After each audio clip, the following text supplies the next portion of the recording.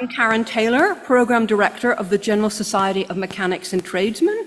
I'm delighted to welcome both our in-person and online audience to tonight's talk, Remaking Penn Station for Riders and the 22nd Century, a panel discussion. We host tonight's program in partnership with the New York Landmarks Conservancy, and we are delighted to welcome their members as well as our members here this evening. Tonight's discussion will be moderated by Peg Breen, President of the New York Landmarks Conservancy, who will begin this evening's program. It's now my great pleasure to introduce to you Peg Breen.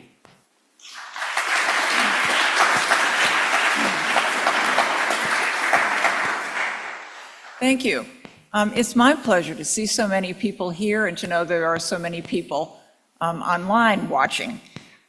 Penn Station is a vitally important project for New Yorkers, for the region, for all of us, and it involves billions of dollars of taxpayer money. But there's been scant information to the public about what is or isn't happening. The governor has been silent on Penn for almost a year. The Conservancy, of course, believes in improving Penn Station, but we have never believed that you had to level 6 blocks around the station in order to do that. The huge commercial towers initially proposed for those blocks were never going to provide major funding for the station and are off the table, at least for now. Yet the state refuses to withdraw the demolition threat for that area. And now the railroads are taking aim at the block south of Penn Station, a block full of homes, local businesses, and several landmark quality buildings. The Gateway project, now underway, will provide 2 new tunnels under the Hudson, and the railroads seem to have coalesced around a plan to have the tunnels end south of Penn, where New Jersey Transit would build a new underground station and demolish most or all of the buildings on the block above. Will we ever get the first-class masterpiece that was promised? A year ago, when the governor was speaking, she asked for anyone to send in proposals for how to improve Penn Station. We don't know if anybody did, and there has never been any. Please send them to her if you have them. There's never been any official recognition or response to the private proposals that have been pretty widely circulated. All of this brings us to through running.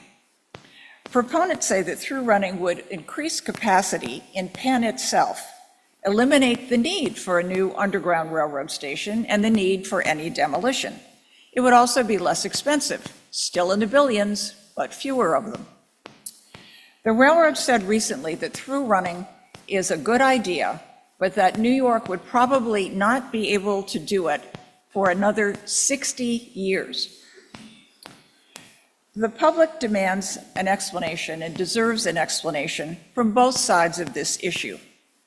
And there should be an independent peer review panel to let us know which side is correct. So we'd like to kick off that public debate tonight with a panel, obviously very pro through running. Each of our panelists will make a very brief presentation, and then we'll sit up here, and I'll have some questions, and we'll take questions from you. First up is Dr. Robert Paaswell. He is Professor Emeritus of the City College of New York's Department of Civil Engineering. He headed the University Transportation Research Center's Region 2. He's a distinguished member of the American Society of Civil Engineers, and he once ran Chicago's Transit Authority. So please welcome Dr. Paaswell, who likes to be called Buzz.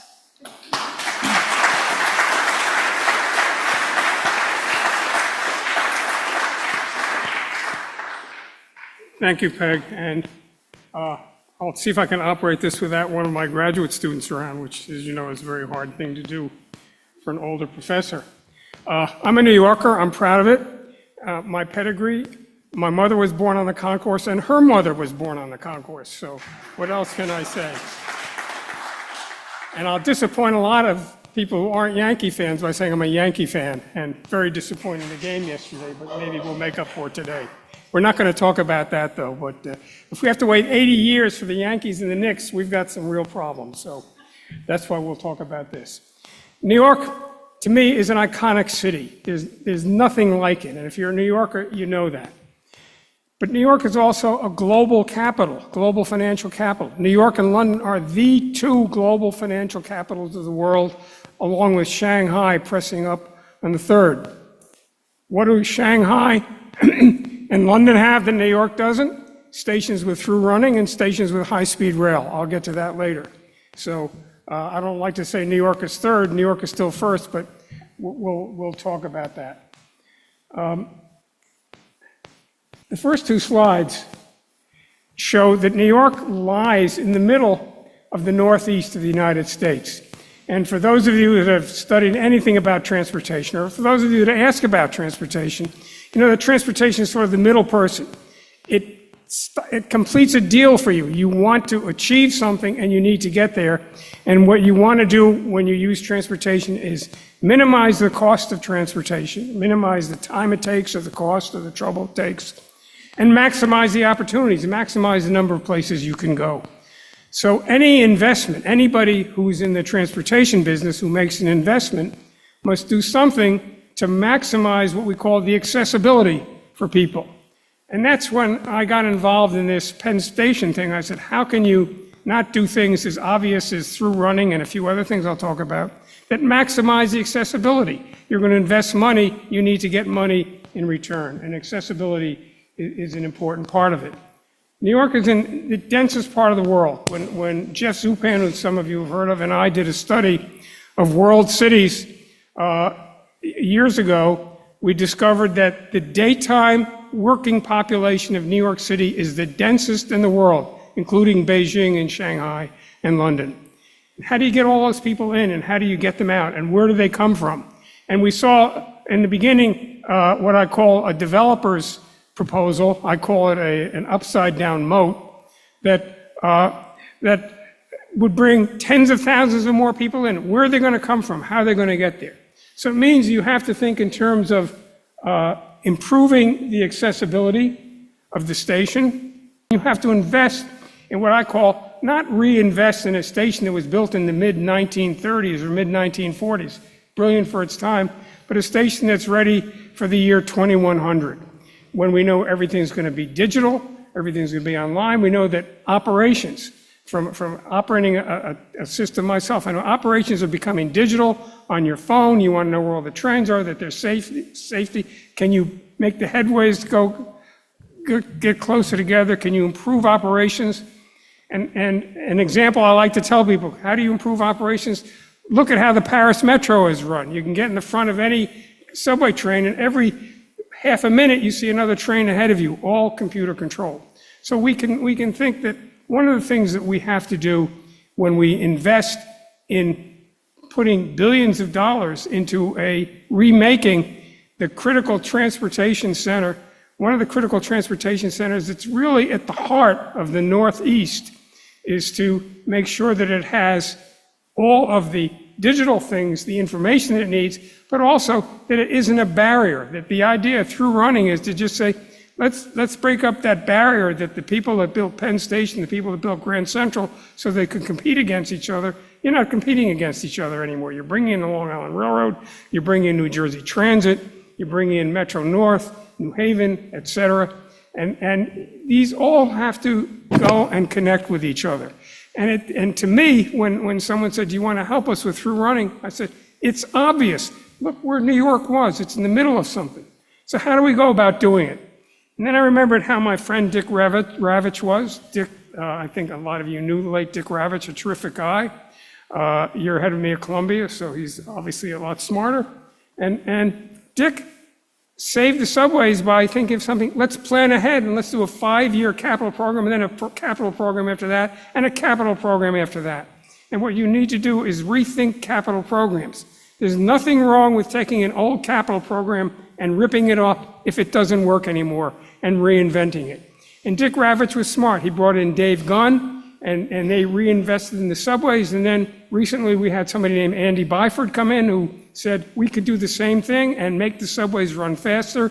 And we know that it can be done, that we can rethink how we do our stations. We can make our systems operate better, and we need to do some real planning and not just say no because we've had something on the books for 10 years, and unless we do that, we can't go ahead. Let's think anew. Let's think about what the new New York is going to look like. And through running is part of it. It's not new. These stations all have it. And the station I like to quote the most, even though I've never been there, is Madrid, which is supposed to have the most beautiful train station in the world. And Madrid, Barcelona, 12 high-speed rail trains a day. And through running, you'll hear other experts after me. I'm not an expert on through running. I'm an expert on railroads and loving trains, et cetera. But through running just means you don't bring the train into a terminal and stop it. You come from New Jersey, you want to go to Long Island, you come from Hartford, or think of, many of you know the RPA, think of the RPA region. The RPA region is Scranton, Pennsylvania, and it's Hartford, and it's Hempstead, Long Island, and it's Trenton, New Jersey, as well as the 5 boroughs. And you don't want a barrier in the middle of those, especially in the center of the densest part of the area, the center of New York. Through running should be so obvious that we shouldn't even be talking about it today. We should be talking about what are the other enhancements we should be bringing to Penn Station. And the other thing I want to talk about very briefly, just to put on the table, everybody says high-speed rail is expensive. The European Union is linked by high-speed rail. Every city in the European Union, and there's a lot of them, wants to be connected to the high-speed rail network. Why? I'd like to talk about transportation accessibility. It means money. It means economic advancement, economic development. Why don't we have it here? Why isn't New York and Penn Station the center of high-speed rail for the East Coast and then up to Canada, up to the Midwest, et cetera? So we've got to think of all of these things. And if you're a train lover, they're just so beautiful, you have to say why we should have high-speed rail, just to look at the trains. And it could be the hub, as I said, for high-speed rail. So anyway, these are my quick comments. It should be obvious that we should have through running. You just look at where Penn Station is. It connects everything. If you think it connects to the airport, it really connects to the world, New York, because of the density and because of the desire of global people to be here in New York. In fact, it's almost embarrassing when you look at the other global capitals that we don't have both a station that connects to everything as well as high-speed rail. So those are things to put on the table. And as I say in the end, it's the most iconic city in the US. We all love New York. That's why you spend a warm afternoon in a warm building to listen to a boring professor give a talk because you're New Yorkers and you want to hear something more about New York. But it's the most iconic city in the country, and it should have modern transportation facilities. And when I say modern, I mean 22nd century. We have the talent to do it. I work with the most brilliant students in the world, and they dazzle me. I have to have my granddaughter explain to me what my students told me. That this is the world we're in now. Everything's on your phone, everything's on your computer, trains are run by computer, designs are done by computer, digital twins, all these words. This is what we should be thinking. Not, oh, we can't do it because it's not in our capital budget or it's going to take to 2080. By 2080, and this is what, 2024, so that's 56 years from now, the Yankees will have won 56 more World Series. So what else can I say? Thank you, and let me introduce Sam Turvey.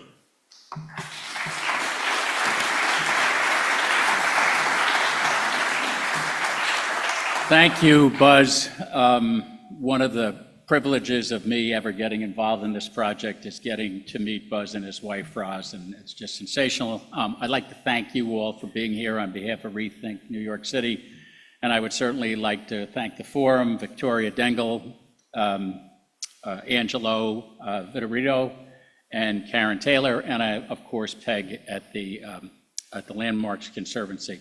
So in any event, we're going to talk a little bit about through running, and I really actually have some videos we're going to play, and I'll talk a little after that. But what I did want to say out of the gate is Rethink didn't invent through running. Obviously, it's happening in many parts of the world. And there are other organizations in this country that have through running plans. Alan Levy is aligned with the Effective Transit Alliance. Tri-State Transportation Campaign has a plan.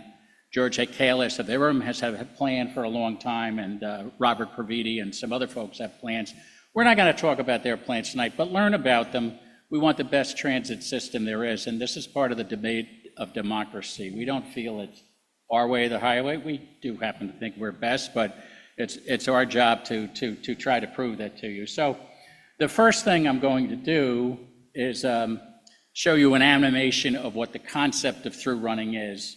New York City has the best public transportation in the country, but it's built around getting people in and out of Manhattan. Any other kind of trip is much harder to make. That's a big limitation for millions of people living in the tri-state area. What if the whole region were connected the way Manhattan is? We'd expand opportunities for jobs, housing, and businesses all over the region, which is especially important as populations outside Manhattan continue to grow.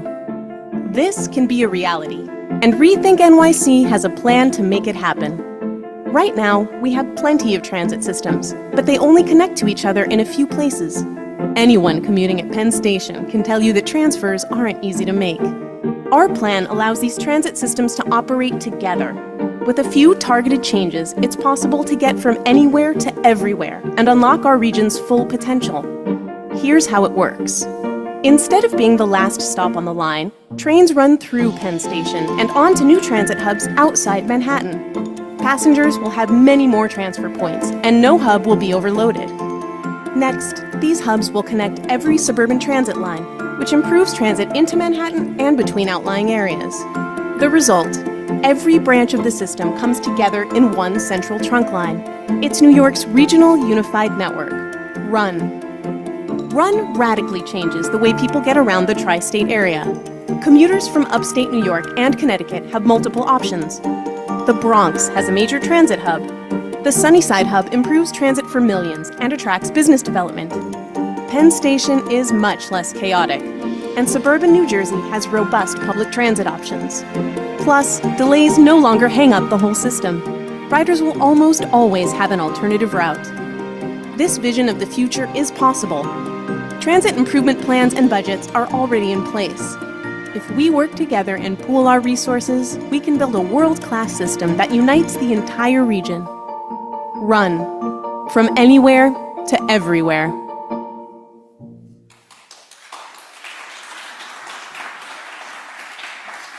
So we'll keep working on the technology, but I'm sure some of you would like to see that a little more related to what New York actually looks like. So that's what this one will do. At Newark Penn Station, the Northeast Corridor has 4 tracks, and passengers can connect to the path to Lower Manhattan. Here, the Northeast Corridor splits to Secaucus, and the path to Jersey City. This creates a 2-track bottleneck. The Portal Bridge is part of the bottleneck, which Gateway would alleviate by adding another bridge. Secaucus Junction allows passengers on NJ Transit's Hoboken division to transfer to Penn Station-bound trains. Trains from these lines, however, cannot go directly into Penn. The Gateway proposal will loop in these lines. Gateway would also add a rail yard, which our proposal would use to allow some Long Island Railroad and Metro North trains to terminate at Secaucus. Currently, there are 2 tracks entering Penn Station from New Jersey, and 4 tracks going out to Queens. Gateway seeks to add 2 more tracks coming in from New Jersey, but rather than having them run through Penn Station and connect to the rest of the city, they will stop at a new terminal, Penn Station South. Rethink NYC's plan improves on this by allowing the new tracks to run through existing Penn Station and out to Queens. By avoiding having to construct Penn Station South, we will also prevent the needless demolition of several Midtown buildings. Not only would Penn Station South require the destruction of the block directly to the south of the existing station, but also several buildings on the other side of 7th Avenue, as well as several on the other side of 8th Avenue.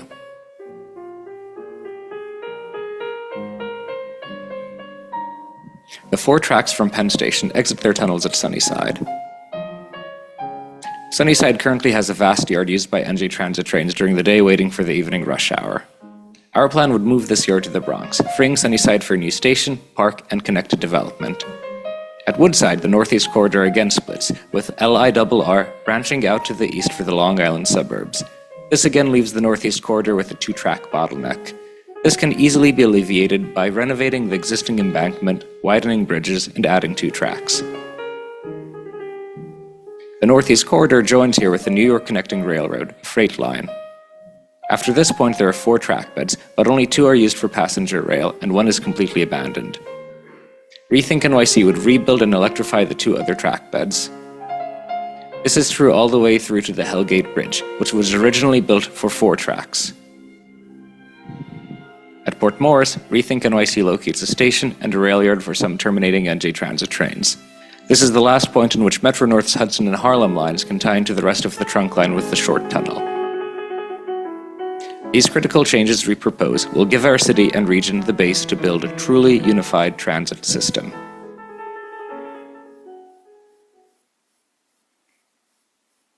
So what do those 2 videos translate to?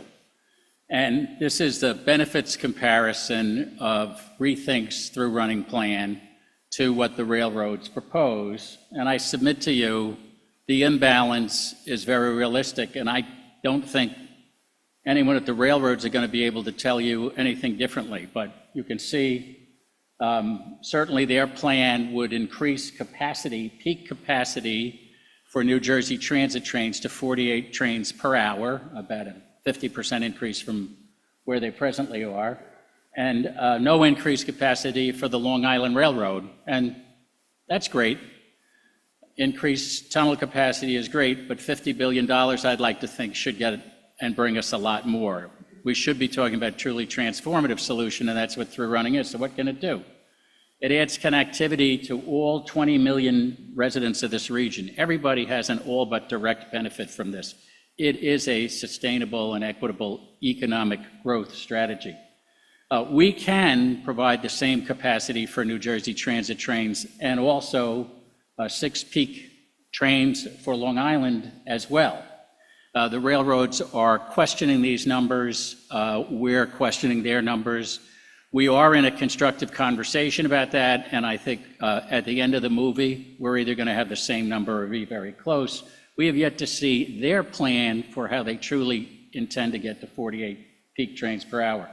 There'll be better safety under through running. We can widen the platforms at Penn Station. They are horrifically dangerous. That's part of the reason the whole Penn Station journey started. If we expand the region's core and make Paterson, Passaic, Newark, New Brunswick, Mineola, Jamaica, Yonkers, all of these places more economically relevant, we can stop cannibalizing the cityscape that is so important to us in New York. Yes, there are always going to be new buildings and skyscrapers, but we're really talking about just decimating the city that we all love, and there's no reason for that to happen. We can do our plan and keep the station open the entire time, and systems integration work can proceed as we speak. So when the Gateway Tunnels open in 2040, it'll take some time for us to go completely live. We're certainly not talking about 2080. And importantly, there's no need to demolish the neighborhood adjacent to Penn Station, the one where Peg showed you quite a few landmarks. There are also people living there. There are also small businesses there. Everybody is in favor of small business during every election cycle until you really have to do something for them, and then they all disappear. Well, we're not disappearing. We're looking out for the small businesses. So in any event, it wouldn't be a Sam Turvey presentation without a little Frank Capra. And, you know, art imitates life or vice versa. And this is that important speech shortly after George Bailey's father dies. And Mr. Potter has just declared to the bank board that he doesn't like the lazy, discontented rabble that has begun to take over Bedford Falls. Well, we have a governor who has called the Penn Station neighborhood Skid Row. We have the Empire State Development Corporation who has declared the neighborhood blighted. In a truly delusional statement, Stephen Roth of the Vornado Realty Company suggested that the Penn neighborhood and tearing it down represents the promised land for his shareholders. I don't know exactly what to say that, but I would like to call two residents of Block 780 up for just a second, and we will get through these slides quickly. But this is 30th Street between 7th and 8th Avenue. It's Gene Sinigalliano and his wife Anita. And Gene and Anita, I know self-awareness, you have issues with that from time to time, but do you consider yourself lazy, discontented rabble who have lived in a skid row for over 30 years? No. Thank you very much. And are you, or do you at least aspire to be, not my words, but Mr. Potter's, a thrifty working class? Yes. Okay. We got your back, Gene. You can both sit down. And you can barely see it, but we don't intend to wear any black armbands for Block 780. We are going to be in this for the long haul. And while I'm making film references, perhaps the other most emotional film reference I can think of is when Victor Laszlo sings La Marseillaise, or not sings it, but gets the band to play that in Casablanca, and they look over to Rick and say, "Can he keep doing this?"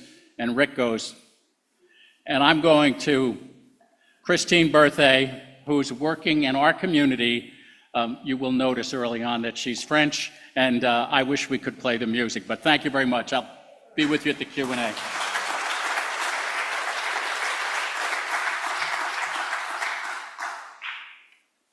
So thank you very much. My perspective on the community board at Chair of Transportation is trying to understand and explain to the public what the heck is going on. Well, explaining Penn Station has not been easy. So I've been digging and digging and digging to try to simplify and explain in layman's terms what I understand, and then get to solutions. I don't want to say I have solution for everything, but, trying to say, okay, if we were going to do A, B, C, we would get there, right? Something like that. So I think through running is not a technical challenge, period.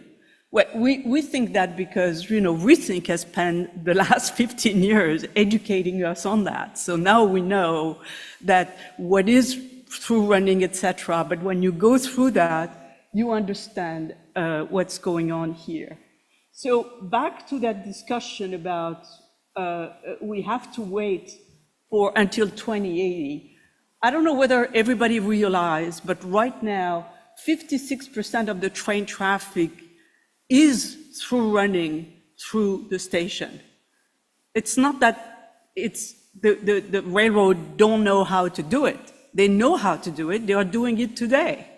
Okay, so Amtrak is 100% through running. They come through, then they go to another market, and they serve another market. The others have something of a, half through running, because they come through, and then they go through to a yard to park, so that they don't have to park in the middle of the CBD, right? So they go through the station, etc. And 46% of Long Island Railroad is through running, and 35%. So the question is, why can't we get to 100%? This is baffling, right? And why are the stations, the railroad, telling you something that you have to wait for years and years and years when they are really actually doing it?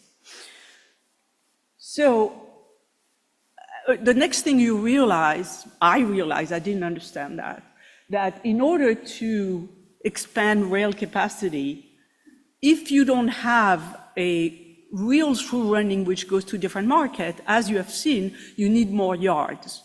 You need more parking. So we have a parking problem here. Because if Penn is using some yard in New Jersey on Hudson Rail Yard and Sunnyside Queen, and that's the way they are doing their current through running, right? And the yards can be built or expanded in New Jersey, in the Bronx, in Queens or Brooklyn. And the railroads themselves are proposing to expand a yard in Secaucus. And something else I just learned, which is for Grand Central Madison, MTA has added 10 tracks in Long Island Yard in order to be able to free up the space in Grand Central Madison. So, and no one suggested that we should raise some portion of Park Avenue buildings, right?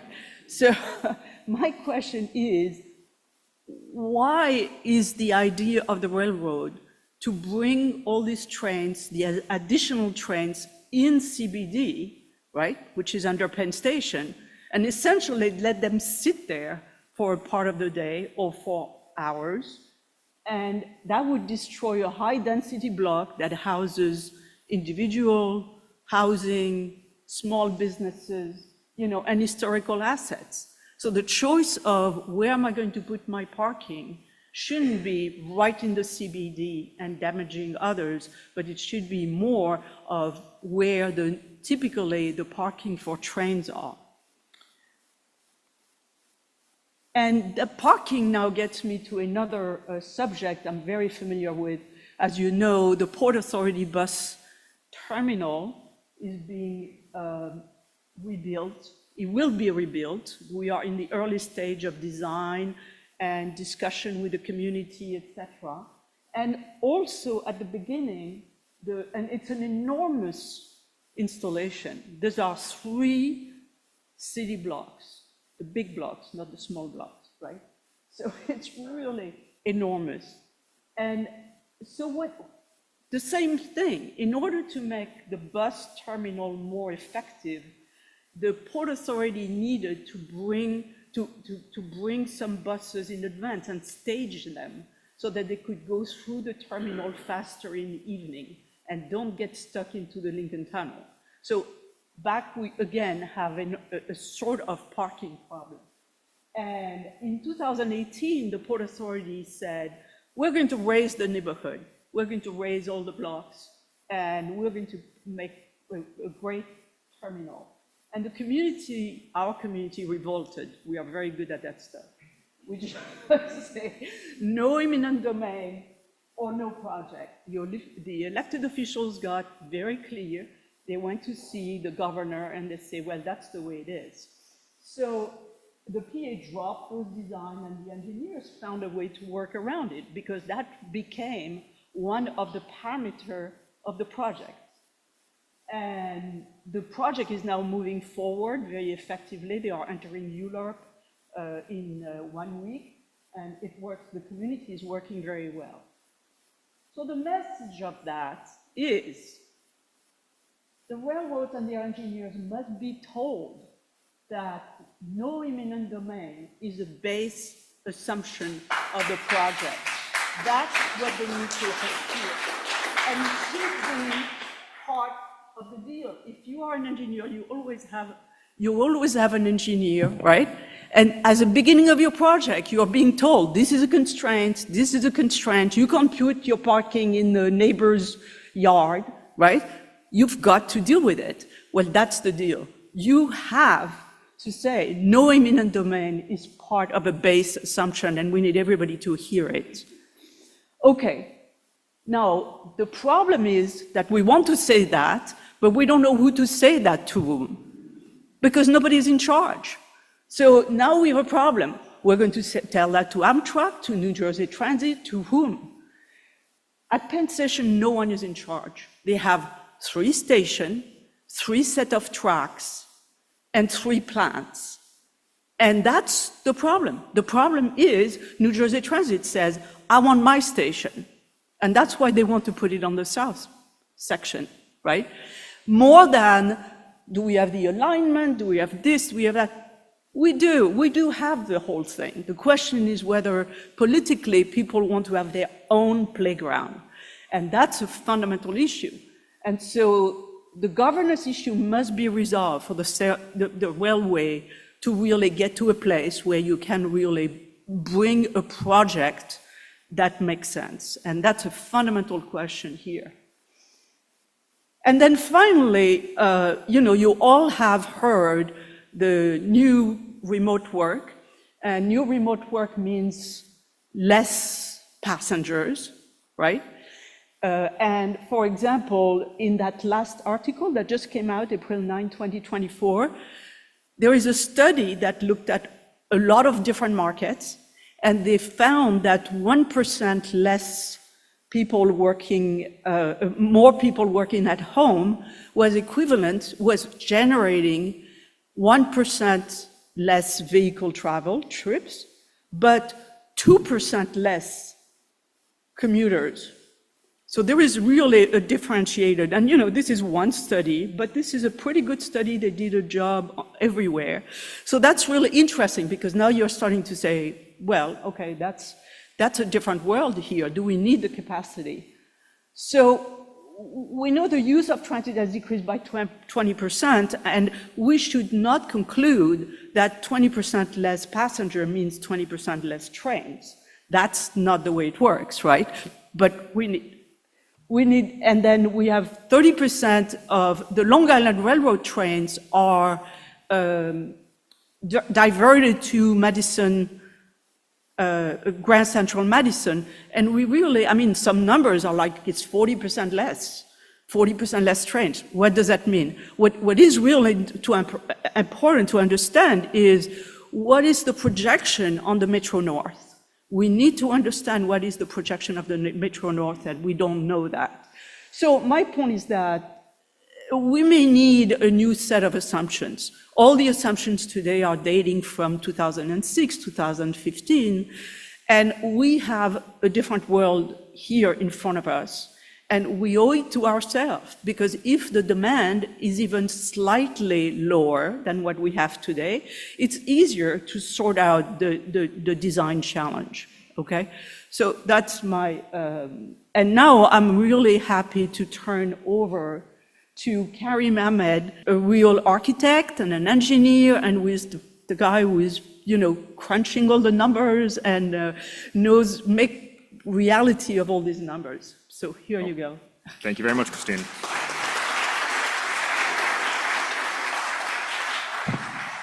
All right, thank you very much, Christine. As the previous speakers have mentioned, ReThink's proposal is to convert Penn Station to a through-running station. And we modeled that this would match the capacity goals stated by New Jersey Transit, and it would actually exceed them, particularly by providing additional peak direction train capacity from east of Penn Station, Long Island Railroad, or the Northeast Corridor.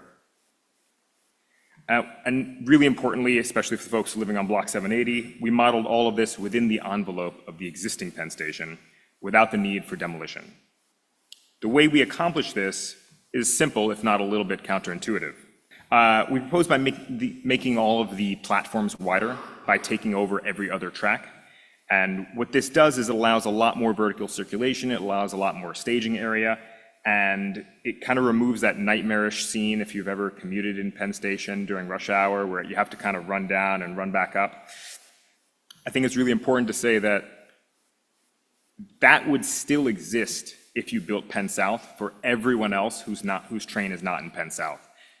Empire Station Complex wouldn't do so much to resolve that. It would increase circulation to the concourse level a little bit, but not in a significant way. As previously shown, the neighborhood demolition and Empire Station Complex is a really significant piece of the Gateway program, and it's one that we're very critical of. However, there's a lot of good. If you look at the right side of this slide, there's a number of really essential projects that we want to be 100% clear we absolutely support, and in fact are prerequisite to implementing a through-running model. This varies from Hudson River Tunnels to a series of other small, and that's probably the largest single project, to a series of smaller bridges and repairs that are going throughout the rest of the region, primarily in New Jersey. The part that we're critical of is this side that's on the left. This $17.7 billion, which is for the Empire Station Complex and Penn South. Based on local projects in the region, which we've studied over the course of last 5-10 years, we've estimated that the improvements at Penn Station to allow through running, and also the systemic improvements throughout the rest of the region in order to allow through running at that clinch point of Penn Station, would still cost about half of what the Empire Station Complex and Penn South would budget at. Not only that, the ratio of the benefits to the costs is extraordinary. As all of the speakers before have mentioned, this is really what we're getting down to. We've developed a phasing plan, which we've refined over the course of many years, and are currently in conversations, as Sam mentioned, with the railroads. And they've acknowledged its construction feasibility. We're kind of getting into a little bit more operations questions with them right now, but the physical nuts and bolts of it, they've acknowledged works. I kind of want to end with this. The Federal Rail Administration, federal agency, it's in the name, Federal Rail Administration, they say best, through stations are almost always preferable to stub-end stations. This should be a standard, not only internationally, but domestically. This is what we should be aspiring to. This should be the goalpost for every project. That being said, we're happy to take questions, and, we already got one from Gene. Yeah, no, we are gonna move over here for a second. No questions. We're gonna just ask a couple here, and then we'll go to the audience. I was talking to some people who support the railroad plan or the Underground Railroad Station or New Jersey Transit, and I said, but how can all these other cities and all these other stations have through running? And they said, because they have side yards, because they built out next to the station. And you don't realize that, it's integrated well, but there's no space to do that for Penn. So, Sam, how can we do it without building out over 31st Street or something? Yeah, I give you a short answer to that and say, the first question that should be asked from an engineering standpoint is not what patterns may or may not occur at other stations, because each has its own legacies and history and lines, but do you need a side station to accommodate the capacity at Penn Station? And we firmly believe, and I think actually even many people at the railroads understand, that the answer to that is you do not need to do that. And while they point to these other stations that may or may not have different historical legacies, and this is, I think, a red herring that they've brought up recently, and we'll talk about that towards the end of what I say. But I do think that, if you look at Châtelet-Les-Halles in Paris, there are fewer tracks and it processes more trains than Penn Station does. So your operating model has an awful lot to do with how much space you may need for these things. And when the railroads first raised this with me, I said, it's funny because I just read an article yesterday about Maryland and Virginia are about to put through running or start putting through running through Union Station in Washington, D.C. And they're not doing it with a side station. And they were all upset because their narrative hadn't lasted as long as they had wanted it to. And in Philadelphia, 30th Street Station, when they implemented through running, that was legacy tracks. And London Bridge in London, there are different aspects to it, but if you really study it, through running was developed in situ. And so I think, and we'll study more of these stations, there seems to be this practice at the railroads and their proponents that we're going to give you 8 things to worry about, and then when you knock them all out, we're going to give you 8 more. I really wish they'd spend a little more time figuring out how to make through running happen. They have people talented enough to do that, but we seem to be in this whack-a-mole game with them, which I think is really unfortunate and frankly wasting our time. But so I don't buy into that theory, and I think we have plenty of room at Penn Station to do this well without a side station. And I think the whack-a-mole game will, many of you are familiar with our 8 incredibly shrinking objections to the railroads, objections to through running series, and I guess we're going to have to issue a second series, and this will be one of them. But we're very confident in our work product and where we stand on this. Does that answer the question, Peg? Quite a bit.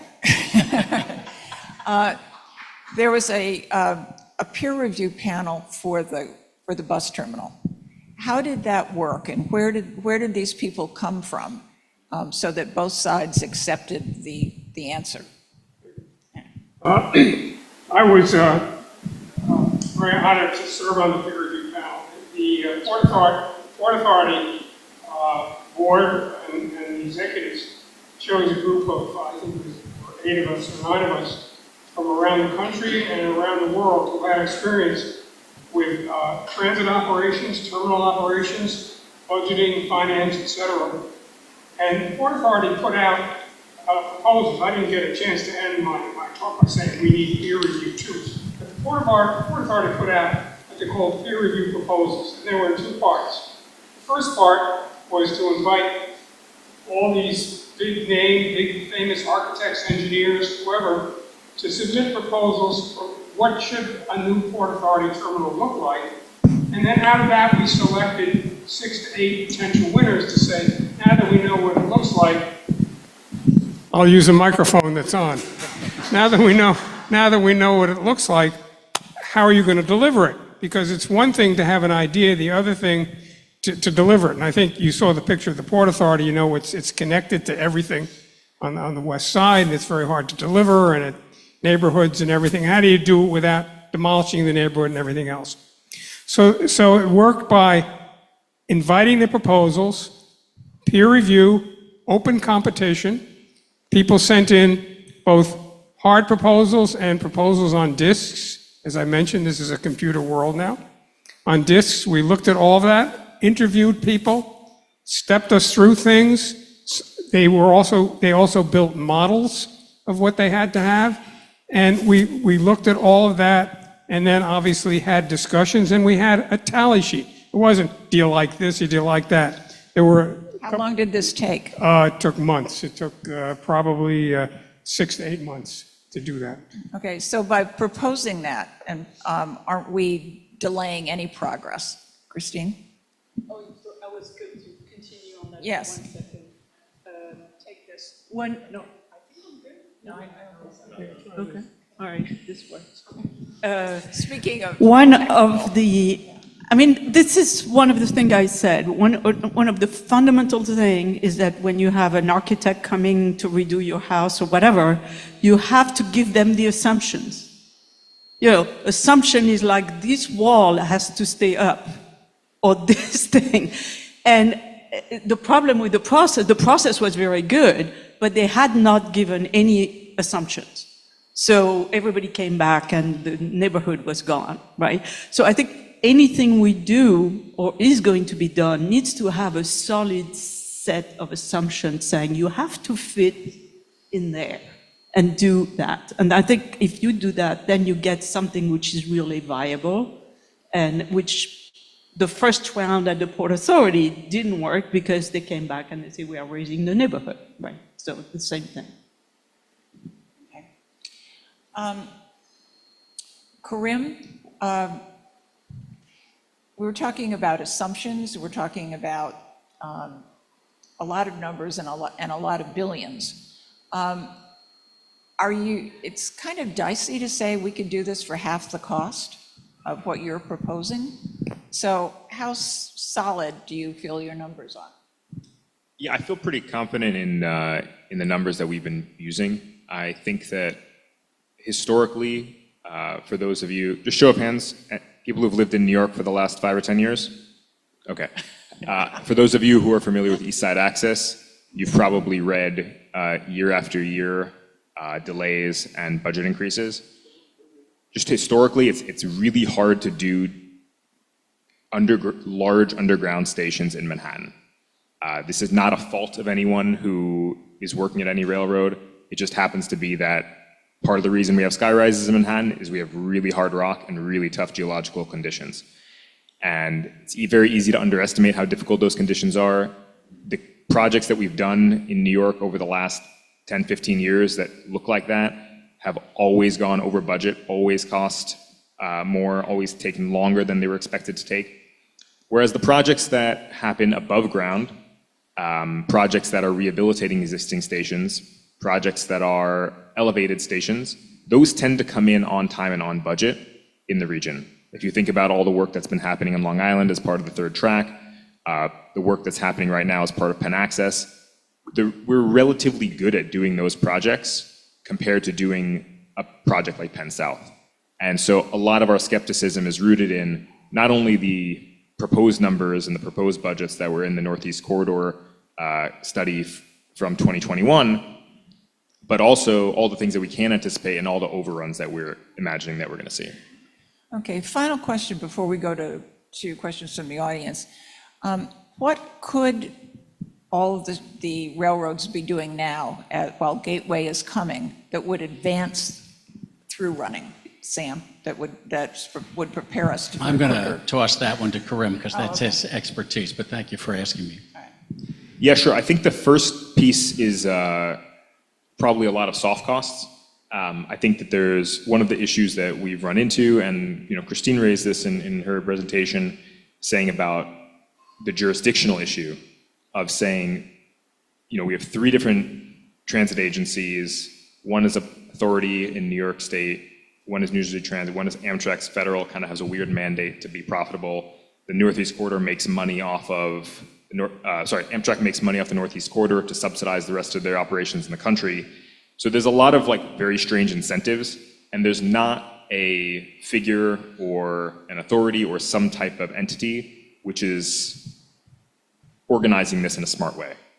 It's a lot of disjunctive pieces that are all kind of flailing, and that's kind of the result that we're getting for our community and for the people here, and for our system, the transit system as a whole, is because there isn't the right alignment of organizations to take this on. So I think the first piece would be to get the house in order in that respect, and whether it's starting a commission or starting, Sam, your background's in law, you probably know how to structure these things better than I do, a corporation, whatever form that takes on, perhaps the Port Authority, different kinds of entities that might be able to take on the organizational elements of a project like this, so that we're on good footing to talk about how the technical execution would actually be done. Yeah, I think just to add, we're going to have to come up with that kind of operating model on the fly, and ReThink is working towards a longer-term governance proposal that we'll probably be hearing about this fall. But we can. No, I wanted to. We have a great example of that right now. You all use EasyPass. There's a Northeast Corridor Commission that got all of the governmental agencies that have bridges and tunnels and things to create EasyPass, and you can use EasyPass all through the states. And we could do the same thing by creating, it has to be a commission that's authorized probably by the federal government through FRA or FTA to provide pieces of responsibility, and then provide funding for that, and provide some legislative context for them to do that. It's an old-fashioned policy issue, but it's been done, and it can be done, and all it takes is the will of, in a sense, of Congress to say, this is an incredibly important problem, not only for the East Coast of the United States, but for the whole U.S. in terms of the impact of the change of Penn Station and mobility and accessibility on the economics of the country. And it can be done. We've got examples. And at our last meeting with the railroads, a railroad person, senior person, looked at us and said, look, you're expecting Amtrak, New Jersey Transit, and LIRR, these people working hard on this project, to lift off and have the big vision that you do. And we're not saying you're wrong, but it's not their job to think about that. So you really need to go upstairs. And I will complain a little in that when we go upstairs, the elected say, Amtrak and the railroads tell us through running can't happen. They are softening that position of late. And then when you go to the railroads themselves, they say, well, wait a minute, our charter is not that big a vision. You need to go back upstairs. It gets to be a little bit like the Wizard of Oz after a while. And we have gone upstairs. We've written to Pete Buttigieg, we've written to the president, and we're going to continue to do so. But we could. Christine wants to say something, then we want to open up the questions.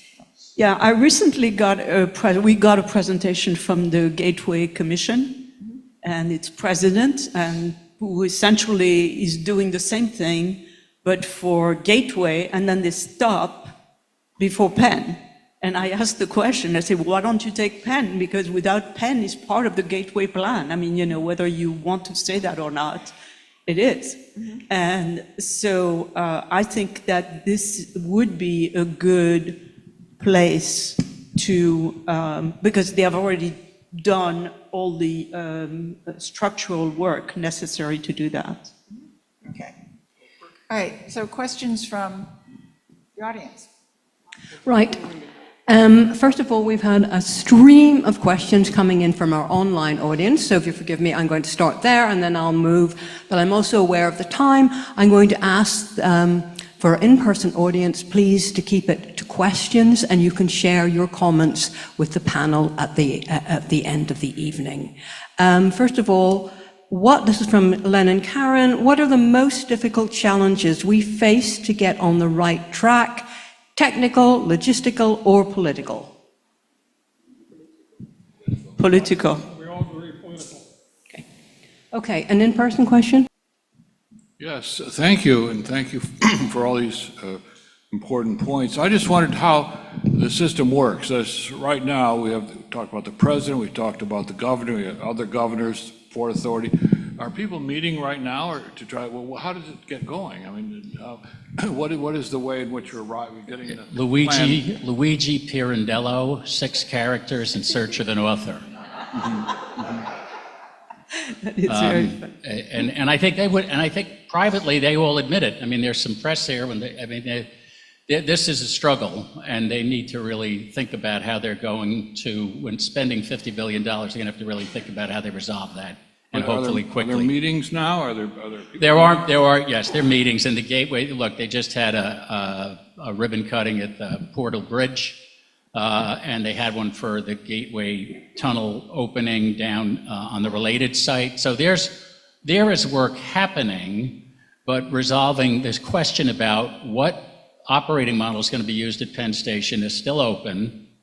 And the station itself, as Peg referenced earlier, that's still open. Neither have been funded by the feds.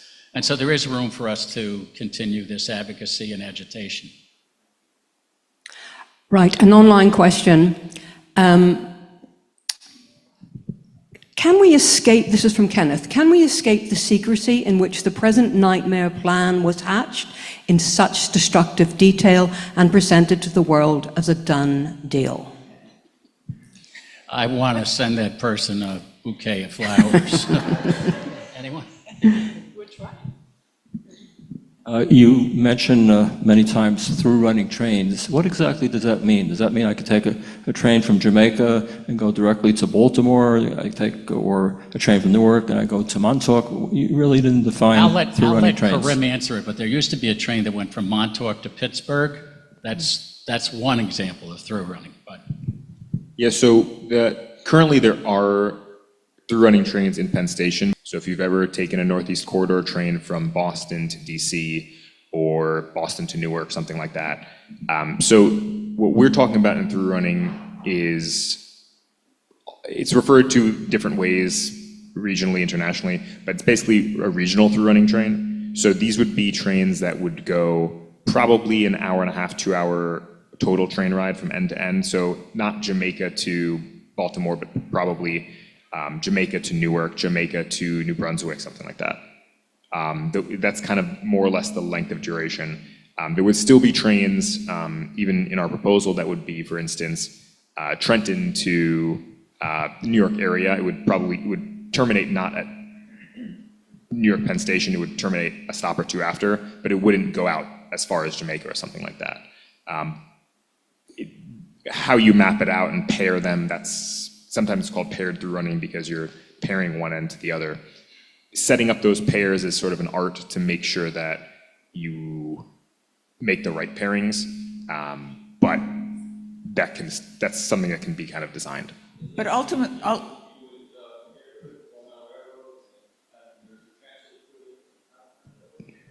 Right, so there's a few different precedents within operating agreements that we've had. Some folks here who may have anyone live off the New Haven line of Metro North? Did you ever take the train to the game? Yeah, so that was a New Jersey Transit train that went all the way out to New Haven.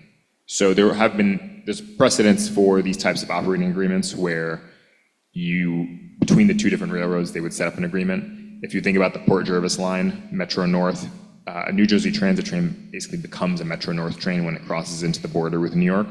So there's precedents and histories of how those contracts are structured, if that answers your question. Your slides made it obvious that actually a southern expansion will cost more than actually renovating Penn Station itself. And you've also made it clear that that will be a stub-end or butt-in station with no possibility of through running until 2080 for a brand-new station, and will displace businesses and residents. But has anybody calculated the added cost that costs by losing all those businesses and homes, and the amount of carbon offset and the income from those businesses and the workers who worked at those businesses? I didn't mention it, but in the slide I had showing the benefits, Damu Radeshwar, who's in Rethink, did an embodied carbon study.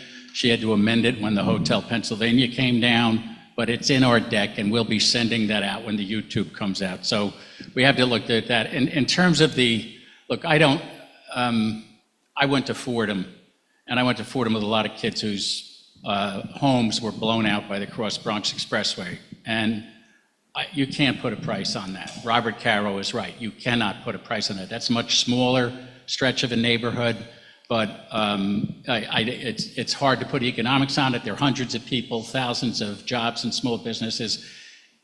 Anybody who goes to St. John the Baptist Church and doesn't think it should be a landmark, I'd like to talk to. But so it's hard to put a price on that, but it's in the millions of dollars. You know, and when the Conservancy objects to taking down all those buildings, it's also an objection to the state coming in and decreeing eminent domain in the middle of Manhattan, which I found outrageous from the beginning. But there would be, if you really had a good Penn Station, there would be a natural evolution, but it would go through the city's process, and the public would have a say in what happened.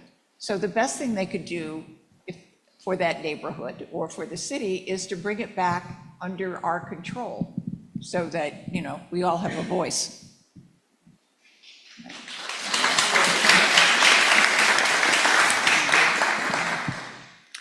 An online question: would through running require a new management structure / agency operating, say, NJ Transit trains onto LIRR tracks? From Chris.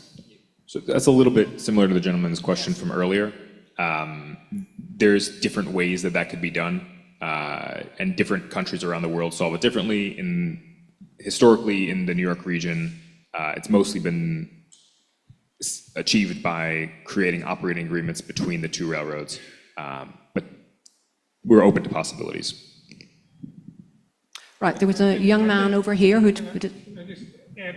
What made EasyPass work so... One of these mics works. What made EasyPass work so well was the age of the computer. And right now, you can know where everybody who rides, where they start, where they go, what line they go on, and it can all be sorted at the end of the day. And that's what really happens with EasyPass, and that's what happens with these transfers, the Long Island Railroad, the other place. So it's you just need an operating agreement that at the end of the day, you're going to go to some counting house and it'll be distributed. It is not a hard problem. My question, it's kind of the elephant in the room. It relates to governance and the political nature of this. How have other cities, both in the US and then globally, dealt with the union component of this? Because ultimately there will be consolidation of lower labor contracts, there will be some workforce reduction, and the unions are opposed to this. And kind of on a more cheeky note, given the governor's ethical shortcomings when it comes to contracts, who and for how much should somebody write a check to the First Gentleman's consulting firm? Well, look, I don't think unions have to be a problem. And I think with the monies that you save by doing through running instead of the deep cavern station, you have an awful lot of money you can spend on employee relations consultants and the like. Now, look, there are trains that run across state lines now. I forget, it's the Bergen line, I think, that goes up into Port Jervis, and There are union contracts. They figure out how to make this work. It does add, through running doesn't happen with a flip of a switch. It takes some real serious work. It takes dollars, but it can happen. But I think somebody has to state the vision first. And I think the first video, when you see that connectivity and you think through what it means, you know, my mother's from Herkimer, New York. And those of you who are from that part of New York are still waiting for something like the Erie Canal to come and save a lot of those cities. Well, Passaic, New Jersey, Paterson, New Jersey, a lot of places will be saved and become far more economically relevant if we were to do this. So somebody's going to have to, you know, talk to the unions and make that happen. But I see Ernie Fazio from Long Island Business Association in the back, and he had a bunch of union folks at a breakfast that I spoke at in December, and they were very enthusiastic about the idea. So I'm not saying that's everybody, but I think if we really sit down and talk about it, whether it's the railroads or the unions or all of us, we all have to figure out a way to unify and make this work. Yeah, I would just, I'd be happy to talk to you afterwards. I haven't seen any news reports about unions being opposed to through running, so I'd love to see wherever that's from, because we've done advocacy for quite some time, and I've personally never heard that. Could we give Jim Venturi, the founder of Rethink NYC, a quick turn at the mic? We will take more questions, and we will stay here for a while. Come on, Jim. Yay. Yeah, I don't know where I should have said it. Anyway, thanks for coming, by the way. I'm just so happy to see everyone here and all of that. That wasn't why I took the mic, but it's just very exciting that everyone cares so much about this subject. I assume a large percentage of the room has read The Power Broker, as I have, and care about the future of New York, and that's that. The basic thing about this is that we're working on a book Sam alluded to called The Bigger Apple. And we did a lot of research on the consolidation of New York. I saw 1785, this was founded. Well, that New York was very different than the New York of today after 1898 and the unification of the 5 boroughs and all of that. And we had the prerequisite to the subway, the elevated lines, right? I mean, and you go into Brooklyn and Queens and the Bronx, you're in elevated lines, and those predate the city, those predate the subways. They were essentially going to 2 stub-end terminals downtown at Park Row. There was a terminal for Brooklyn, and then there was a terminal for the trains coming from Manhattan and the Bronx. How many people knew that? Yeah, okay. So basically we had 2 stub-end tunnels. It was replaced by tunnels, which created through running. That through running went to 3 central business districts: downtown Brooklyn, downtown Manhattan, and a new central business district called Midtown, where we're standing right now, right? So you had 3 million people in the city of New York at the time of consolidation, and by 1950, we're 8 million. So when we look at rents today in Manhattan, and you're looking at $10,000 on average, or it was a few years ago, it's up now, for a 3-bedroom apartment, and then if you look at how Manhattan was 2.2 million people in 1900 and went down to something like 1.8 million people and has never reached the 2.2 again, because people had homes that they went out to in Brooklyn, because the subway system that was a 4-car elevated line became a 10-car subway in the building of the Interborough Rapid Transit and the Independent System and the BMT, and all of that we're used to, that we doubled the city's size, was about land use. And the reason I asked this was that the union question, it felt like a misunderstanding what we're talking about. The through running is a prerequisite for metropolitanization of the subway system into a metro system. How many people know the Paris RER? Okay. So the Paris RER has double-decker trains that have the same density per linear foot as the IND system. Difference is that they're longer, and therefore they have more capacity, and they have potential for a lot more capacity, like a commuter railway. So if you were to look at places like Sam was alluding to, like Paterson and Passaic and these places, etc., you have what we call the Bigger Apple. We have the New York metropolitan area that we saw in those Google Earth light diagrams that we saw earlier, and we also have the, that was shown in the video. And if you think about Brooklyn in 1890, That was a different city than New York here. It was a different city. Might as well have been in Paterson, New Jersey, when you were in Bay Ridge, which previously was different from Williamsburg, which was different. All this stuff was an evolution that happened. The infrastructure followed the political followed the infrastructure. You were dealing with the Brooklyn Bridge in 1882, 1895, you had the Williamsburg Bridge, 1898, you had the consolidation, and then you're looking at, after that, the building of the IRT and all these things, and that's how we grew. And so the solution to the housing problem, the solution to not demolishing and embezzling our grandchildren's heritage is about being able to be polycentric. And that's what London has done.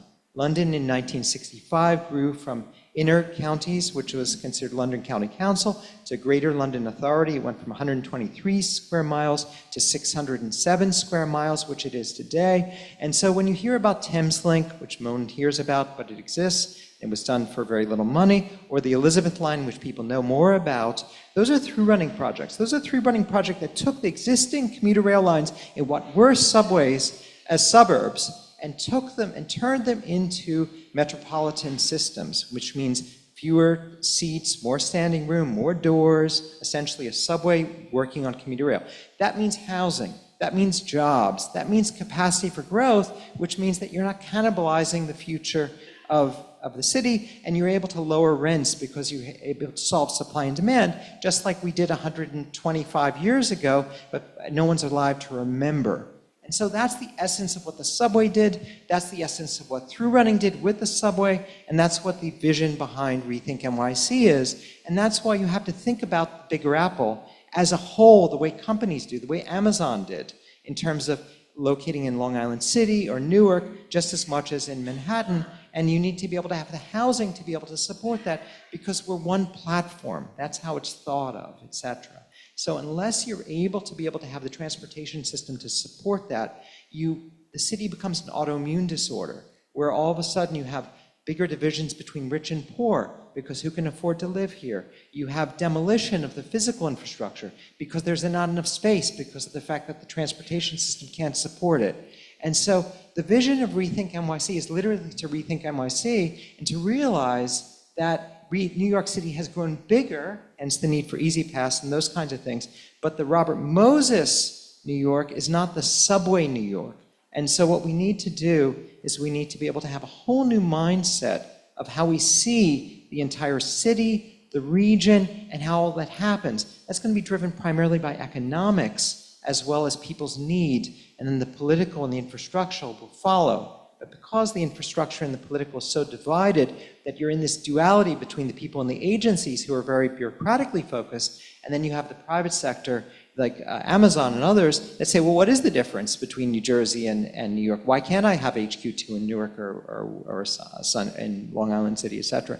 And so what we need to do is we need to smart ourselves to be in line with the need, without the human need, as well as the economic need, because human need doesn't pay for bills, et cetera. And so what RUN is and what Penn Station is a small piece of this concept of the Bigger Apple and what it can be. And I'm grateful Jim, that to was everyone really here. wonderful. And Peg, I apologize for usurping your MC. Oh, I'm sorry. Man in the back, sorry. Go Right, ahead. there was, Jen, and I just want to remind you of the time. I want to ask the panel how much longer they would like to go on taking questions. Another 5 minutes or something, and then Okay. I have a wrap up because they're going Right. to have to go to work too. Right, okay? Okay, so I'll take two more questions from the audience, and this gentleman here at the back. There's a man standing in the back who's had his hand up for a long time too. Make him the last one.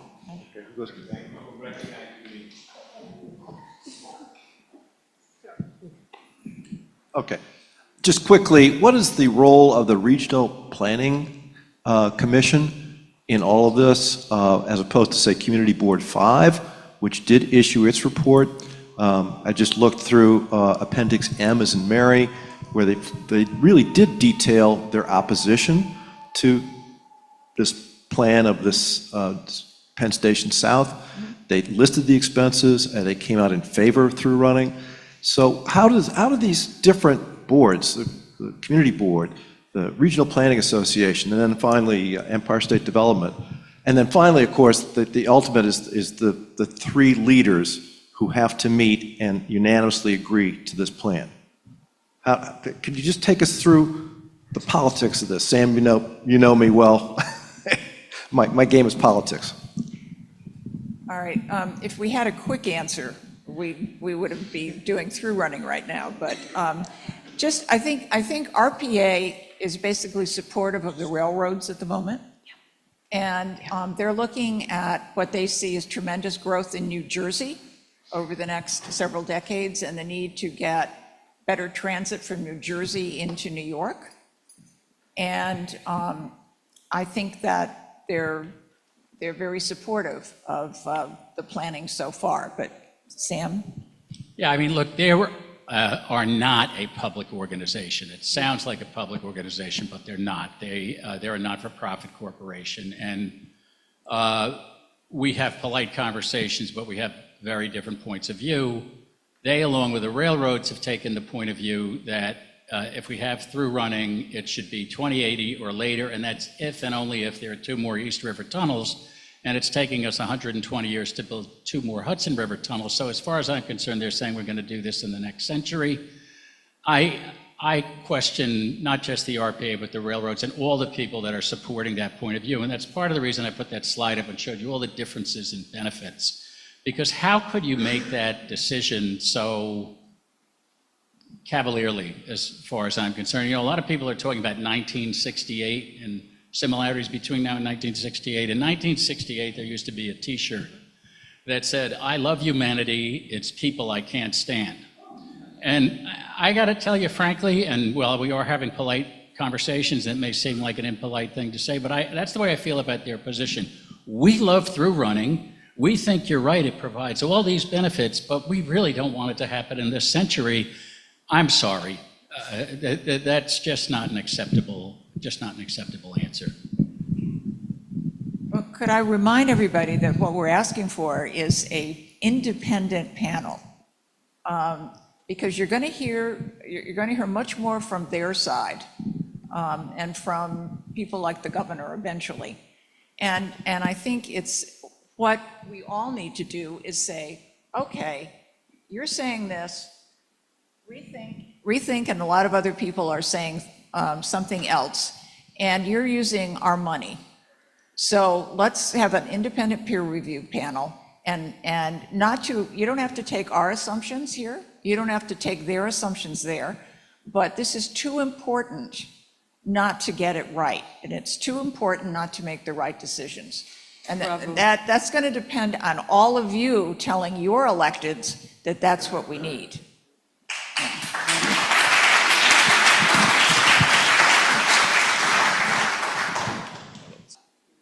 Right. This will be our last question. Hi, my name is Ernie Fazio. I'm from Long Island, and I had Sam speak at my organization, and it was very well received, as he said. But one of the sticking points that you talked about, Sam, was the idea that the Madison Square Garden was an impediment to this overall plan. Has that been resolved? Absolutely not. The garden was allowed to stay in place for another 5 years by the city, and it's there for now. It's there for now. Yeah, I would say it's not quite an impediment as far as it's not going to inhibit the construction of a through running station or improvements to a through running station. It makes it less nice. It makes some of the circulation more cumbersome, but in no way is inhibitive. I will say we would like that. But I would say, look, let's stop and take a step back for a minute. It presents a lot of compromises, engineering-wise, aesthetically, and otherwise. If Robert Moses had decided to put Shea Stadium on top of LaGuardia Airport, and 50 years later we were arguing about it, I think we'd all be surprised. But that's really what we're doing. Vashon Chakraborty actually had an excellent slide. If you removed Grand Central Terminal and put Madison Square Garden on top of it, you're asking about what do you lose when you lose a neighborhood? You lose a lot. I mean, that's public realm, that's architecture, you lose an awful lot. So, I'm not sure how the Madison Square Garden thing is going to play out entirely. There are pressure points that people have in them. I suspect at some point, believe it or not, that's a almost obsolete building by NBA arena standards. And either the public will encourage the Dolans to move, which is no easy feat, or they will choose to go someplace different of their own accord. He has this sphere in Las Vegas. He tried to put one in London. Who knows what he'll try to do here? But it is open now, and every inch of real estate in New York City is competed for vigorously, and that's one of the biggest competitions that we all know is going on. Does that answer the question, Ernie? All right, Thank but the bottom line is through running can happen whether the garden is on top of it or not. Yes. Right, okay. Thank you all so very much.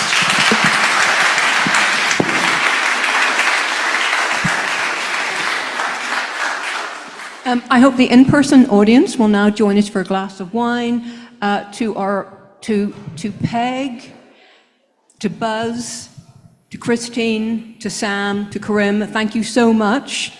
And I know this is an ongoing discussion, and we were delighted to have the opportunity to host it. So thank you all so very much. Thank you very much, Karen and others.